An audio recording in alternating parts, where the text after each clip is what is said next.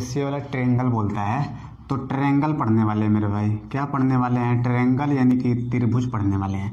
देखिए बचपन में पढ़े होंगे, तीन भुजाओं से घिरी आकृति को क्या कहते हैं? त्रिभुज कहते हैं। तीन भुजा होनी चाहिए, एक दो तीन भुजा दिख रही है, तीनों भुजा से बंद आकृति को क्या कहते हैं? त्रिभुज कहते हैं।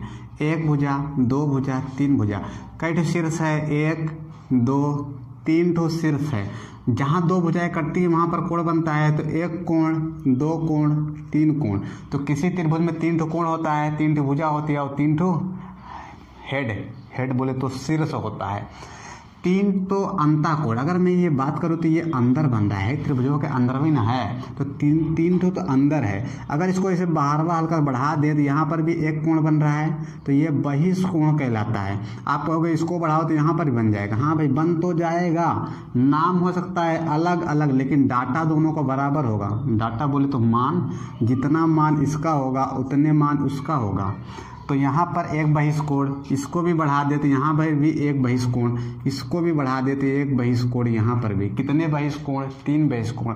तो याद रखिएगा किसी भी त्रिभुज में तीन ठो शीर्ष होता है, तीन ठी भुजा होती है और तीन ठी अंतःकोण, तीन ठी बहिष्कोण होते हैं। ये है त्रिभुज। आपको त्रिभुज दिया रहेगा तो आप देख के पहचान लोगे त्रिभुज है या नहीं।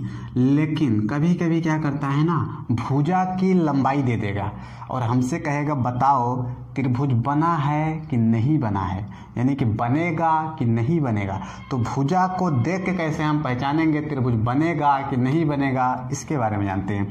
इसका नाम दे देते हैं ए बी सी। ए का सामने का भुजा छोटका ए मान लिए, सी का सामने का छोटका सी और बी के सामने का बी। तो अगर हमको भुजा दिया रहे और हमसे कहे बताओ कि त्रिभुज बनेगा कि नहीं बनेगा, तो देखिए किस त्रिभुज की प्रॉपर्टी होती है, किसी भी त्रिभुज में उसके किसी भी दो भुजा को अगर जोड़ दो तो तीसरी भुजा से सदैव बड़ी आनी चाहिए। हम क्या बोले मेरे भाई, हम कह रहे हैं किसी भी त्रिभुज में दो भुजा को अगर जोड़ दो तो तीसरी भुजा से सदैव बड़ी आनी चाहिए। क्या आनी चाहिए? सदैव बड़ी आनी चाहिए। अगर हम इसमें बात करते हैं तो ए प्लस बी को जोड़ेंगे तो ई सदैव थोड़ा बड़ा रहेगा, किससे? सी से। अगर मैं बी प्लस सी को जोड़ेंगे तो ई बड़ा रहेगा ए से। अगर मैं यहाँ पर सी प्लस ए को जोड़ता हूँ तो किससे बड़ा आएगा? बी से। अब इसी को दूसरे तरीके से बोल सकते हो, कैसे? देखो अगर मैं b को उधरिया भेजूँ तो माइनस हो जाएगा। तो a जो है बड़ा होगा c माइनस a के। अब इसमें हो सकता है माइनस में आ जाए, तो इसीलिए अगर यहाँ पर मैं मोड बड़ा होगा a माइनस c के, मोड लगा देते हैं। तो ये अंतर को ही तो दिखा रहा है, दो भुजाओं के अंतर सदैव क्या होगा? छोटा होगा। ये छोटा ही ना है, या फिर यूँ कह सकते हैं दो भुजाओं का अंतर सदैव छोटा होता है तीसरी भुजा से, या फिर यूँ कह लो दो भुजाओं का योग सदैव बड़ा होता है तीसरी भुजा से। तो ये त्रिभुज बनने का शर्त होता है। उम्मीद करते हैं ये आपको समझ आ गया। जैसे एग्जाम्पल दे दें हमको 6, 9, 12, हमसे कहेगा त्रिभुज बनेगा कि नहीं बनेगा। हम चेक कर लेते हैं, इसको जोड़ेंगे कितना आ जाएगा? 9, 6, 15। ई बड़ा है 12 से, तो त्रिभुज क्या होगा? इसमें बनेगा। इसको ले लेंगे तब वो बड़ा, अभी इसको तो लिए थे, इसको लेंगे तब वो बड़ा आएगा, इसको लेंगे तब वो बड़ा आएगा। तो क्या होगा? यहाँ पर त्रिभुज बनेगा। ऐसे आपको भुजा दिया रहेगा, कहेगा चेक करके बताओ त्रिभुजों बनेगा कि नहीं बनेगा। अब लड़के कन्फ्यूज यहाँ होते हैं, कहेंगे दूसरा अगर बराबर हो जाए तो याद रखिएगा बड़ा होना जरूरी है। बराबर पर भी नहीं बनेगा त्रिभुज, छोटा पर भी नहीं बनेगा त्रिभुज, छोटा पर भी नहीं बनेगा, बराबर पर भी नहीं बनेगा।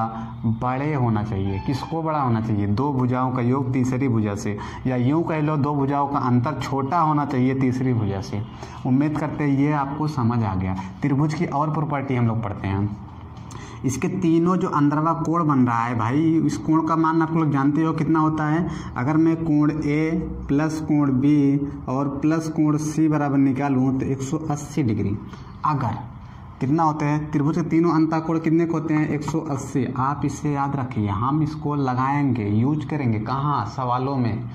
अब इसी त्रिभुज में हम इसको त्रिभुजा को ऐसा सेट कर दें कि है ही वाला कोण है ही वाला भुजा है ही वाले भुजा के बराबर हो जाएगा, यानी कि a बराबर c के हो जाए। तो याद रखिएगा इस केस में आप ऐसे समझिए, किसी भी त्रिभुज में बड़ी भुजा के सामने का कोण बड़ा होता है। क्या होता है? किसी भी त्रिभुज में, यहाँ मैं एक ट्रायंगल बना लेता हूँ, ये इसे बना दिए, आप देखिए नामकरण कर देते हैं ABC, सबसे बड़ा का E है, इसके सामने का सबसे बड़ा कोण मिलेगा B, तो सबसे बड़ा इस त्रिभुज में कोण कौन हो जाएगा B।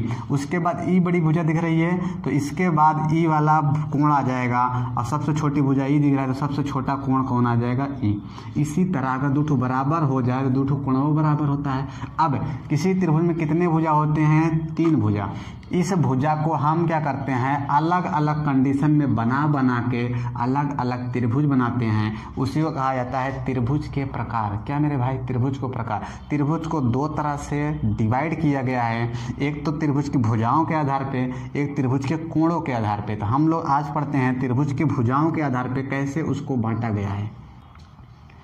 यहाँ पर देखिए एक त्रिभुज बना है, इस जो बिंदु C है ना, इसको थोड़ा ऐसे पूरा खींच देते हैं। जब खींचेंगे तो ई भुजा ऐसे सिकुड़ जाएगा, यानी कि छोटा हो जाएगा तो इसके बराबर हम कर देते हैं। इतना खींच के लाते हैं कि AB के बराबर AB हो जाए और AB के बराबर AC हो जाए। तो क्या होगा, यहाँ पर एक ऐसा त्रिभुज बन जाएगा जिसकी तीनों भुजा बराबर हो जाएगी। क्या हो जाएगा मेरे भाई? तीनों भुजा बराबर हो जाएगा। इसे कहा जाता है समबाहु त्रिभुज। समबाहु, बाहु मतलब बाहुबली वाला मत समझिएगा, सम का मतलब होता है समान, बाहु मतलब भुजा। समान भुजा वाले त्रिभुज को कहा जाता है समबाहु त्रिभुज। तीनों भुजा क्या होती है? आपस में बराबर। अगर तीनों भुजा बराबर है, तीनों कोणों से क्या हो जाएगा? बराबर हो जाएगा। तो एक कोण अगर थीटा मान ले तो यह कितना हो जाएगा? थीटा। यह कितना हो जाएगा? थीटा। तीनों को जोड़ेंगे कितना आ जाएगा? 3 थीटा। और अंतः कोणों को जो कितना होता है? 180। एक का मान निकालेंगे तो 60 डिग्री आ जाएगा। कितना आ गया मेरे भाई? 60 डिग्री आ गया।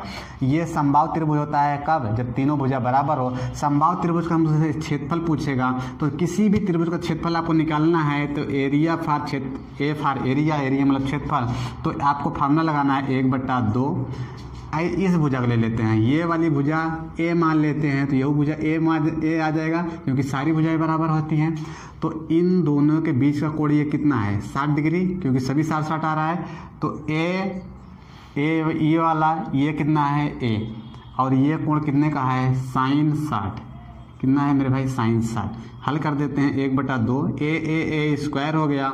sin 60 का मान होता है √3/2, तो ये आ गया, ये 2 दूनी 4 हो गया, √3/4 भुजा का स्क्वायर। ये किसका क्षेत्रफल आता है? समबाहु त्रिभुज का क्षेत्रफल। अब इसमें और भी प्रॉपर्टी होती है, हम क्या करेंगे, यहाँ से लंब डाल देंगे, इस लंब की लंबाई भी निकल जाएगी। कैसे? यहाँ लंब है तो पाइथागोरस प्रमेय लगा देंगे, है छोटे वाले त्रिभुजों में, तो यही लंब की लंबाई निकाल सकते हैं हम लोग। इसके अलावा अब देखिए, एक पहला प्रकार हो गया कब? जब तीनों भुजा बराबर हो। दूसरा हम क्या करते हैं, इसको ऐसा खींचते हैं तो ये भुजा इसके बराबर हो जाए, लेकिन ये तीसरे वाले के बराबर ना हो। तो यहाँ पर होगा क्या, 2 भुजा तो बराबर हो जाएगा लेकिन तीसरा वाला बराबर नहीं रहेगा। तो ABC, इसे कहते हैं समद्विबाहु। समद्विबाहु क्या मेरे भाई? द्वि मतलब 2 होता है, बाहु मतलब भुजा जिसकी समान, सम मतलब समान, जिसकी 2 भुजा बराबर हो, उसे कहते हैं समद्विबाहु त्रिभुज। अब इसका क्षेत्रफल पूछेगा तो सीधे सीधे यही वाला फॉर्मूला लगाइएगा, 1/2 AB मतलब कोई भी 2 भुजा ले लोगे, जैसे ये दोनों भुजा ले रहे हो तो इसके बीच का है वाला कोण लेंगे। अगर ये वाला भुजा ले रहे हो तो इसके बीच का है वाला कोण लेगा, है वाला ले रहे हो तो इसके बीच का है वाला कोण लीजिएगा। यहाँ आ जाएगा sin थीटा। ये सबके लिए फार्मूला आ जाएगा एरिया का, इसके लिए हम लोग ये लगा देंगे।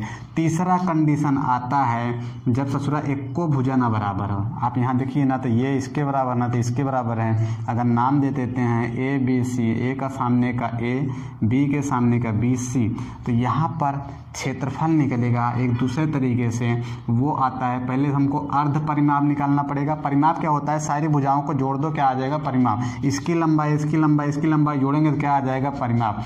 A + B + C परिमाप आ गया। आधा कर देंगे तो क्या हो जाएगा? अर्ध परिमाप। S को क्या कहा जाता है? अर्ध परिमाप हम निकाल लेंगे ऐसे। फिर हमको कहेगा क्षेत्रफल निकालो, क्षेत्रफल यानी कि एरिया निकालो, तो फार्मूला आएगा रूट के अंदर S - A S - B S - C। क्या आएगा मेरे भाई? S - C। ये फार्मूला कब है? जब त्रिभुज की एक को भुजा ना बराबर हो। इसे कहते हैं विषमबाहु त्रिभुज। एक को नहीं समान है, क्या कहते हैं मेरे भाई? विषमबाहु त्रिभुज। विषमबाहु मतलब एक को समान नहीं है, सब विषमे है। तो ये त्रिभुज को भुजाओं के आधार पर 3 प्रकार से बांटा गया है, समबाहु, समद्विबाहु, विषमबाहु। तीनों का क्षेत्रफल ऐसे ऐसे निकल जाएगा। इसके बाद के हम लोग वीडियो में पढ़ेंगे, नहीं तो वीडियो बहुत लंबा हो जाएगा। इसके बाद में पढ़ेंगे कोणों के आधार पर त्रिभुज को बांटा गया है, फिर स्पेशल कंडीशन बनते हैं, वो सब पढ़ेंगे। तो मिलते हैं नेक्स्ट वीडियो में। तब तक वीडियो लाइक कर दीजिए, शेयर कर दीजिए और चैनल को सब्सक्राइब कर लीजिए।